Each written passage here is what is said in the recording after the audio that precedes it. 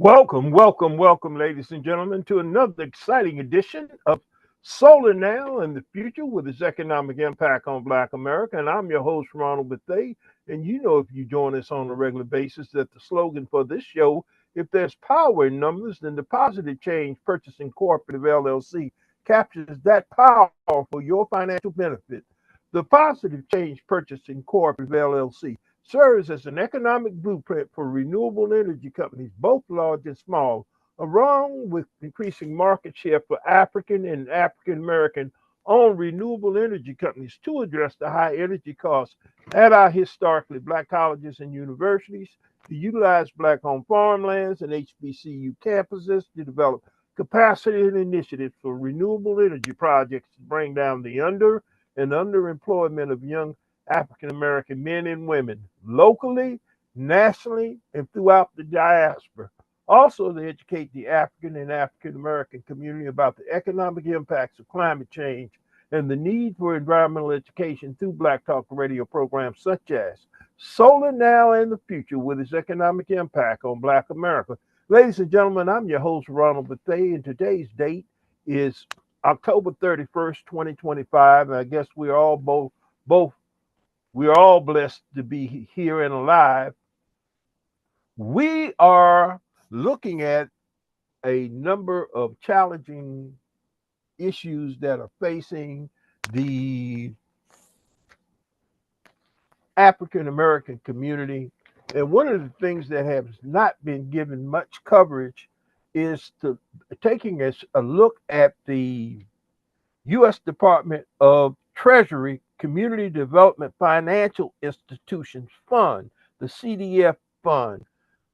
And the reason why we are bringing this up, ladies and gentlemen, because under the Trump administration, they have just recently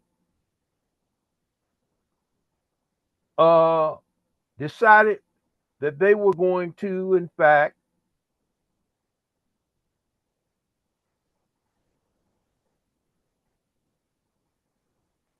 through a article which was just done by James Wright Jr., who writes for the Washington Informer.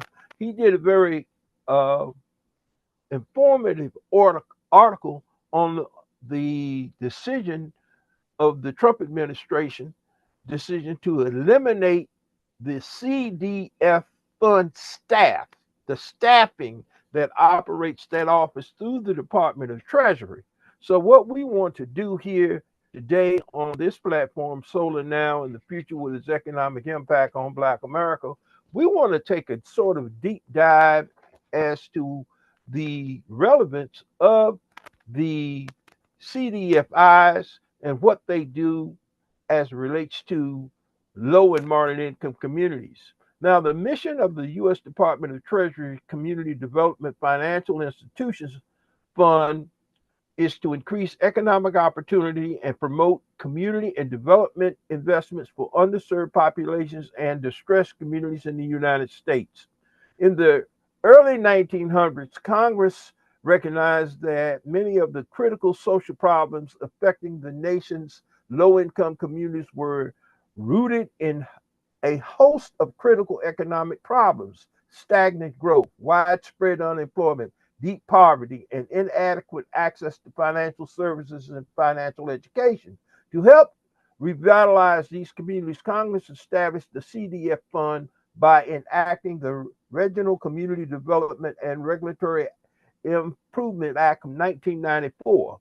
The purpose of this act of CDFIs is to promote economic development for disadvantaged communities throughout the United States.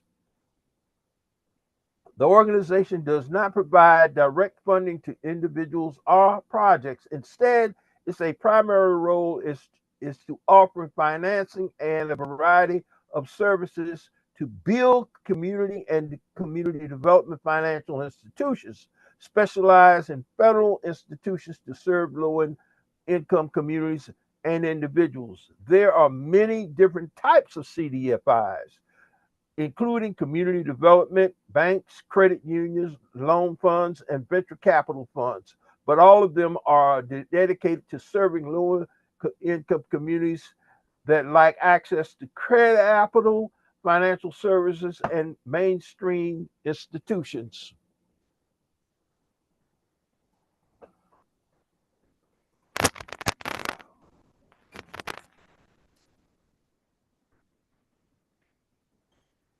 I'm going to do my podcast. What is it, Paris?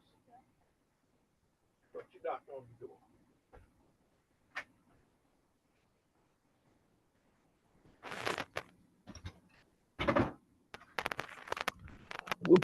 I apologize to my listening audience here. Had to take a slight break here.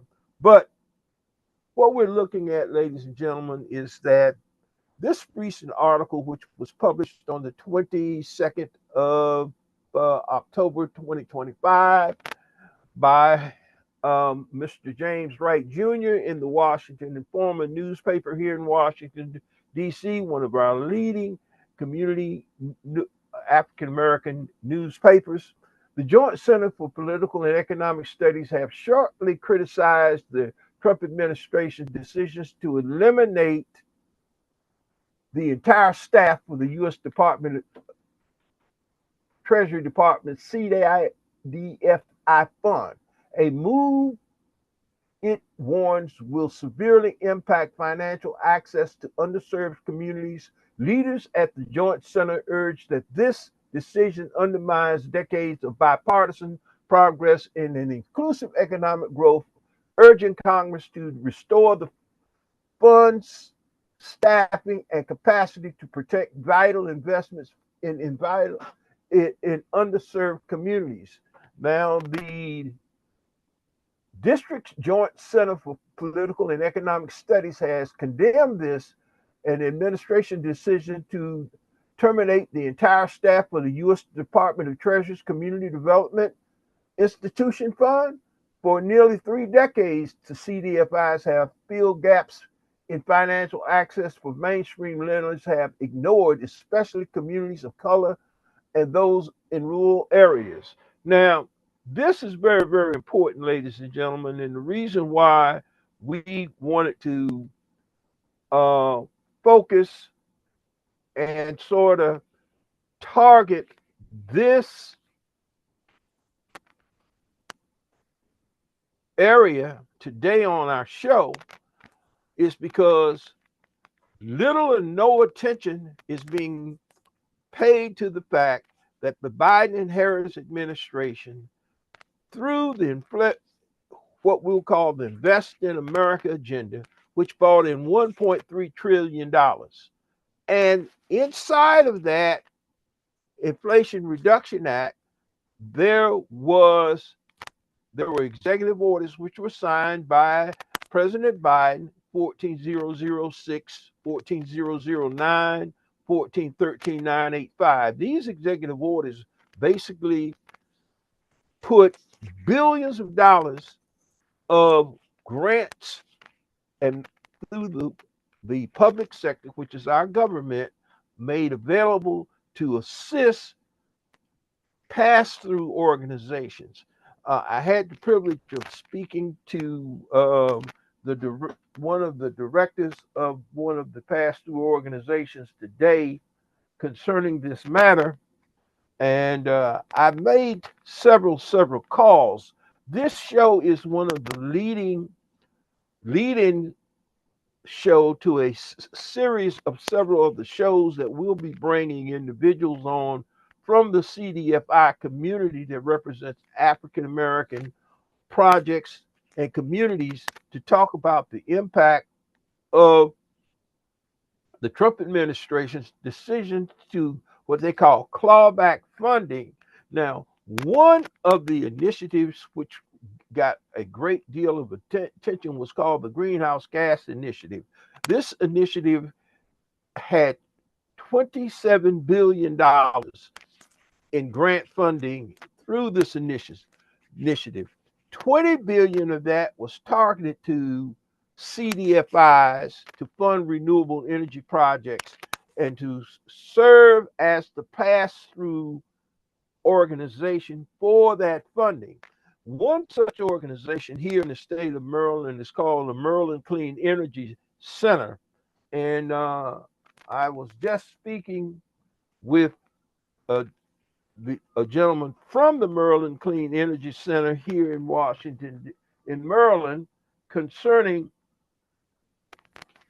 the interview that I had tried to arrange with the director of the Maryland Clean Energy Center, Mrs. Kathy Magruder, and unfortunately, she has had some very, very untimely situations as relates to death in her family.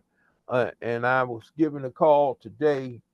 A call was returned today, and I spoke with Damien uh, Preza, who is the project manager for grants and community engagement for the Maryland Clean Energy Center. He's a great guy. He called, and I gave my condolences to be passed on to Kathy and her family.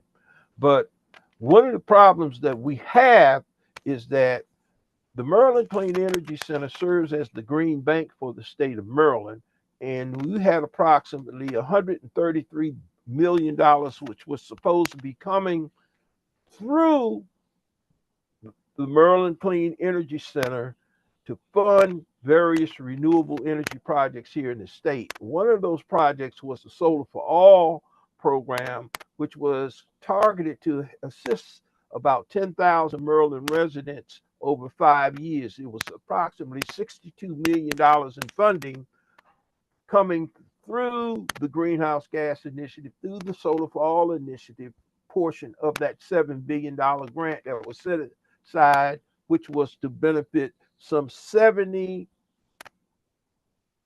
organizations. Many of them were CDFIs and nonprofits to fund these renewable energy projects to help 900,000 U.S. low and moderate income citizens get PV systems on their roof nationwide. This is why this is very, very, very important, is because this would have been a great piece, and the timing couldn't have been better had it not been for the election of COVID 45 plus 2 with 34 felony counts coming straight at you. You refer to this gentleman as Donald Trump, your elected president, because he has, in fact, put in place at EPA Zealand, who is now the director, and he is trying to claw back this funding. Now, we know that there have been legal challenges to this. And here on this platform, Solar Now in the Future, we've looked at speaking to the organizations that are representing these organizations, CDFIs and nonprofits, in this litigation. So we've spoken to the Southern Environmental Law Center here in Washington, D.C., and we hope in the very, very near future that we'll be able to give you more information after we've had an opportunity to speak with an attorney that will provide us with much more detail. But we do know that they're representing over 2 dozens of those litigants in this, and plaintiffs in this litigation. They are representing, and a judge ruled that the case had not been filed in the proper court. So he threw that case out, but they have the right to bring that litigation back. And here on the platform of Solar Now in the Future, with its economic impact on Black America, this is one of the reasons why I wanted to drill down on this, to look at the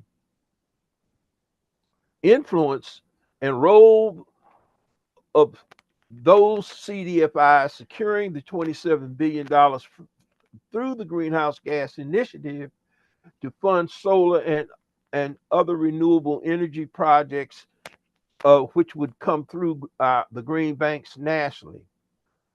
Now, we're setting up a series, as I've indicated, of interviews of stakeholders and businesses being impacted by the Trump's actions. Now, as I've indicated, the Center for Economic Development and Center for Political and Economic Studies have sharply criticized this action by the Trump administration. The other point that we want to make is that this ties into those court cases. Now, in speaking with Damien today, he indicated that the Maryland Clean Energy Center was being represented by the Maryland U.S. Attorney's Office of Anthony Brown in this matter. So there are a number of lawsuits that are going on presently as we are speaking, and we intend to get this information and get it out to our listening audience.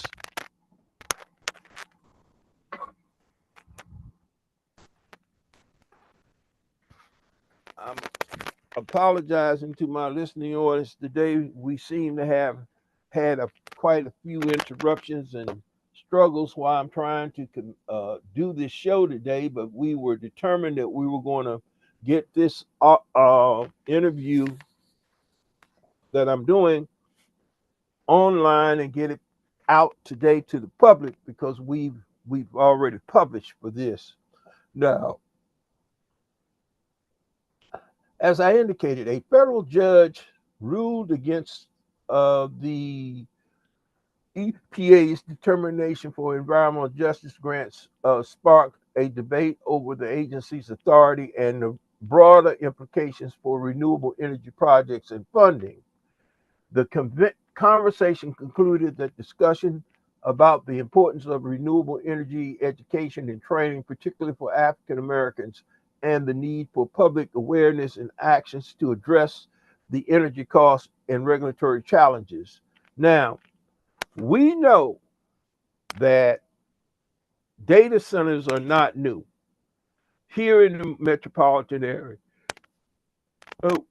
We live in the epicenter for data centers, which is located in Loudoun County in Northern Virginia. Well, Loudoun County has the largest concentration of data centers of any metropolitan area on planet Earth. It has approximately 250 data centers. Now, key points that we need to take away in this process is to understand, well, what's the importance?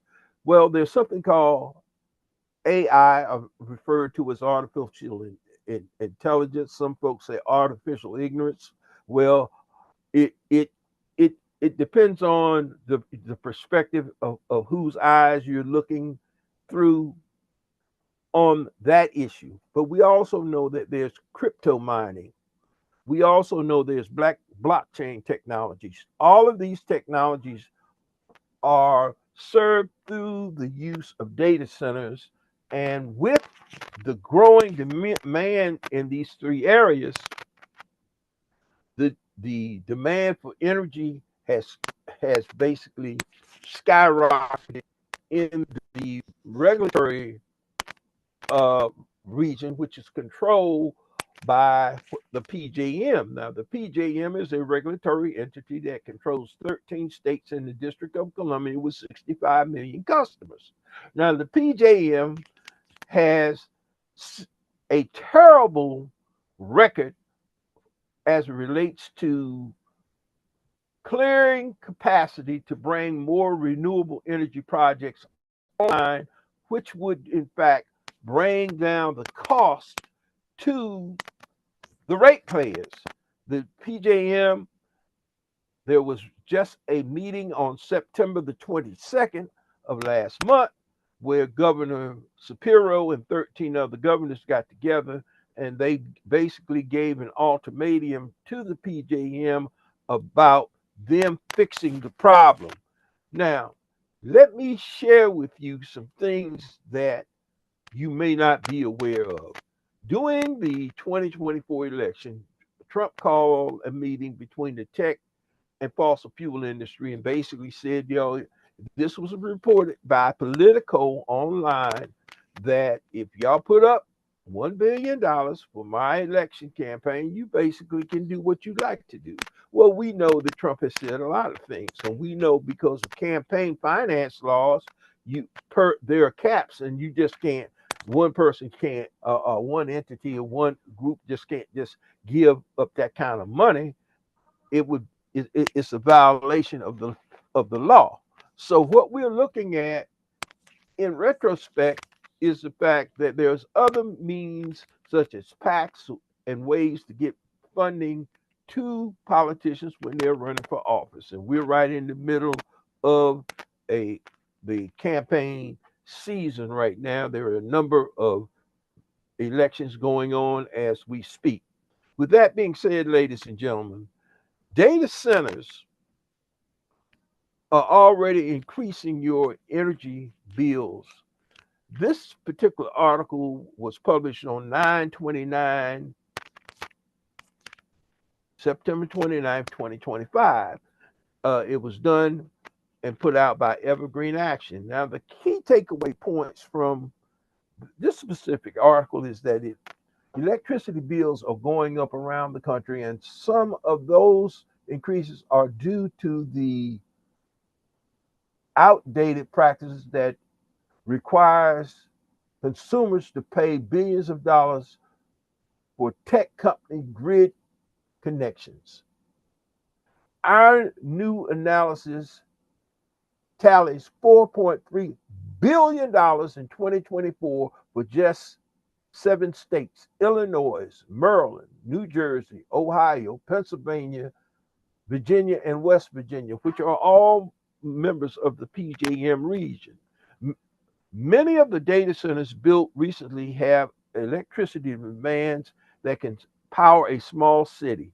New proposals for data centers campuses have power demands comparable to the total power plants in some small states. Through a review of planning documents across states within the grid operates PJM jurisdiction, they found 130 examples of electric utilities connecting data centers to the grid with various expensive new lines while passing those costs on to the consumers, us. And many of these costs we're looking at $25 to $100 million in costs being passed through to us as consumers of electricity. Well, electricity is not a want, it's a necessity.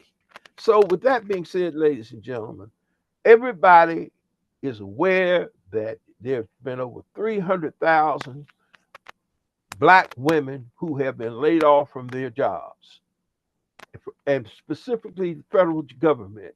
And the DMV market area, Maryland, Virginia market area has been hit the hardest because the federal government is physically housed here in the DMV market area.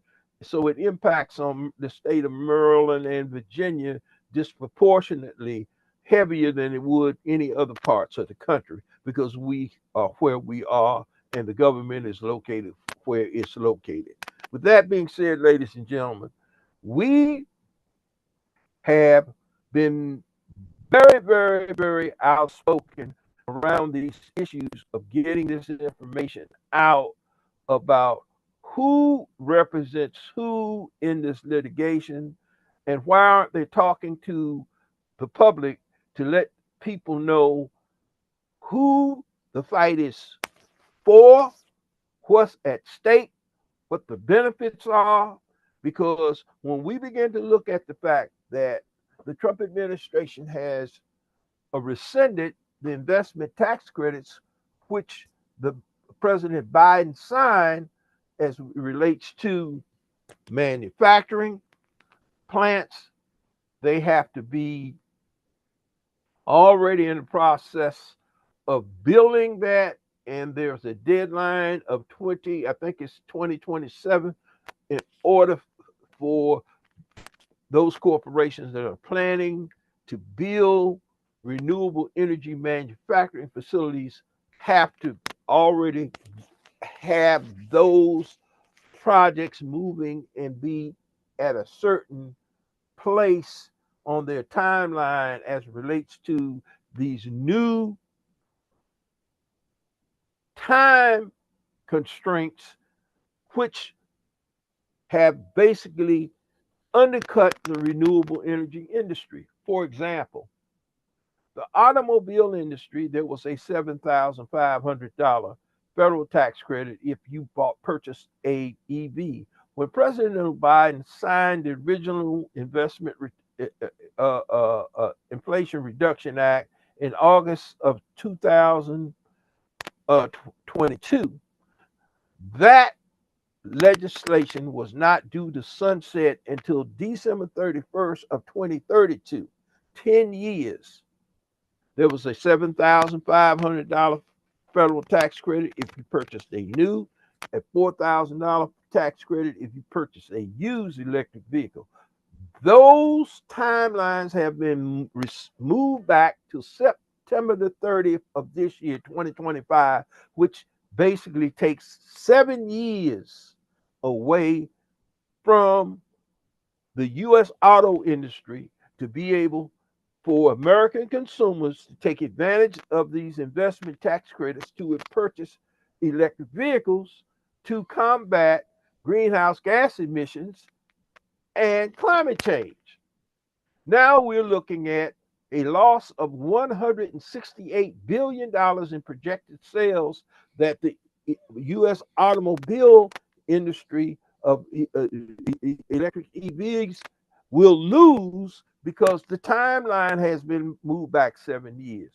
Also, the solar 30% tax credit for putting a PV system on one's roof was not due to sunset until December 31st of 2032. That's been moved back to December 30th of this year. So we don't have much time. If you are planning on putting a PV system on your roof, you got to be in the process of trying to get a contract, under contract, to see if you'll be able to take advantage of that tax credit before the end of the year.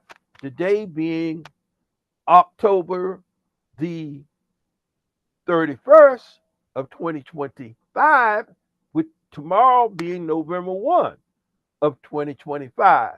So we don't have any time left in this year to deal with these matters.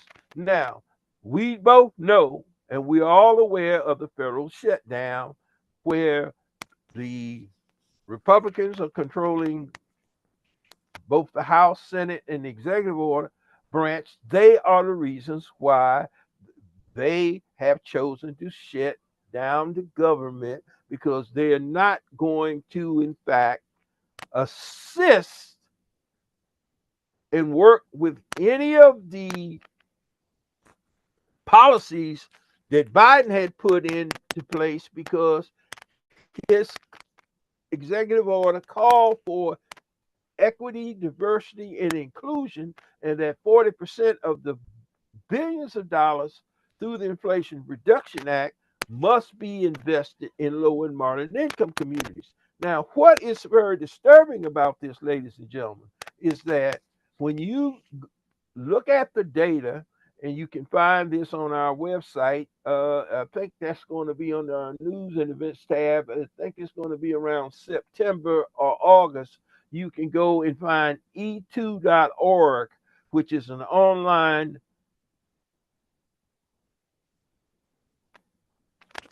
source that tracks manufacturing in the United States.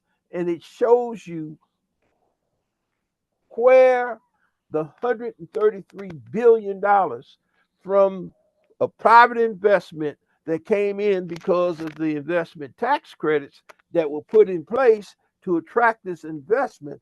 77 of these corporations are foreign corporations. So we have corporations such as Hyundai that's built a plant in Georgia, QCell, which has built a plant in Georgia. When we get to talking about Toyota, they uh, plan to invest $30 billion in a battery manufacturing facilities for electric vehicles in Liberty, North Carolina. So we know the impact of these manufacturing facilities, and this new wave of opportunity would have been one that would have really benefited low and moderate income communities, and specifically African American communities. And this is something that it seems to be a problem for the present administration when we get talking about diversity, equity, and inclusion. So, with that being said, ladies and gentlemen, we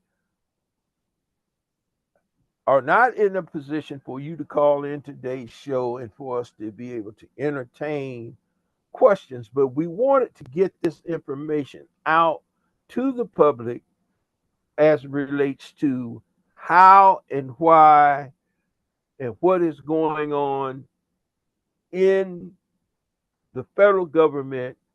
And with this shutdown, none of these other issues are coming to the forefront, and they are just as important as the SNAP benefits, as the health care benefits, because people, and specifically our young people, they need these new industries, they need these new opportunities. And this was the largest investment in an infrastructure through the Inflation Reduction Act and the Build Back America agenda that President Biden and Harris had put in place, was the largest investment in the history of this country. And we have followed these programs and looked at these initiatives. And for this present administration to have attacked and are attacking the actual institutions that in the government and destabilizing our government so that these programs cannot come forward, with also holding back on the funding, provides a what we would call a double whammy for these organizations. And we just wanted to make sure that people are aware that they need to be calling their congressmen and senators about these various programs. And you'll be able to get that information by logging on to our website at positivechangepc.com. You want to click on our news and events tab. And we assure you, ladies and gentlemen, that this is information that's vital information that you can use. And that's what we attempt to do, is bring you news that you can definitely use here on this platform of Solar Now in the Future with its economic impact on Black America. Ladies and gentlemen, we've come to the end of another exciting edition of our show today. We hope that you have enjoyed the information that we have provided. Please take the time to once again log on to our website at positivechangepc.com. You want to click on our GoFundMe link, and if any contributions that you would like to support this platform and the information that we're attempting to bring to the public, we would greatly appreciate your help. With that being said, ladies and gentlemen, until next week, we say go in peace as we close another exciting edition of Solar Now and the Future with its economic impact on Black